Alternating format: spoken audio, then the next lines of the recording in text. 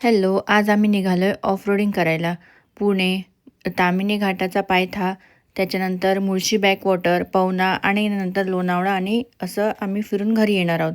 आणि मध्ये एका ठिकाणी थांबून आम्ही जेवणसुद्धा बनवणार आहोत. ऋतूचा मामा. निघताना आम्हाला जरा घाई झाली, कारण की जेवण बनवण्याचं सामान वगैरे सगळं आम्हाला तयारी करून निघायचं होतं. काही तयारी आम्ही आदल्या दिवशीच करून ठेवली होती आणि काही सकाळी केली. त्यामुळे सगळ्यांचा ब्रेकफास्ट राहिला होता आणि सगळ्यांना भूकही लागली होती. आतापर्यंत 1 तास होऊन गेला होता आणि आम्ही ताम्हिणीच्या पायथ्याशी पोचलो. तिथे एक हॉटेल दिसलं, तर तिथे आम्ही नाश्ता घेतला. साबुदाणा वडा, डोसा आणि चहा वगैरे असं आम्ही घेतलं.